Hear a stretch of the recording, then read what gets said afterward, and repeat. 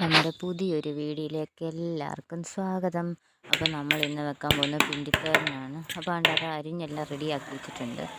ഇത് എങ്ങനെ എടുത്തെന്ന് വെച്ചാൽ എണ്ണ കയ്യെ പരട്ടിയിട്ട് നമ്മൾ രണ്ട് കൈ കൊണ്ടും ഇങ്ങനെ തേച്ചാണ് ഇത് എടുക്കുന്നത്.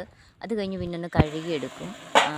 അവനാണ്ട് നമ്മളത് കടുക് വറുത്തൊക്കെ ഇട്ടിട്ടുണ്ട്. കടുക് വറുക്കാൻ ആദ്യം എണ്ണ ഒഴിച്ച് കടുക് പൊട്ടിച്ച് പിന്നെ അതിനകത്തോട്ട് ഇച്ചിരി ഉഴുന്നും കൂടി ഇട്ട് പൊട്ടിച്ചിട്ട് നേരെ ഈ പിണ്ടി അരിഞ്ഞ് അതിനകത്തോട്ട് ഇടുക ചെയ്യുന്നത്. പിന്നെ അതിൻ്റെ പുറത്തോട്ട് ഇച്ചിരി മുളക് പൊടി, മഞ്ഞൾപ്പൊടി, ഉപ്പും കൂടി ഇട്ട് കൊടുക്കുന്നുണ്ട്. ഒരാവി മതി. നമ്മൾ കഴുകിയെടുത്തുകൊണ്ട് അതിൻ്റെ ആവശ്യത്തിനുള്ള വെള്ളമുണ്ട്, ഒട്ടും വെള്ളം ഒഴിക്കരുത്.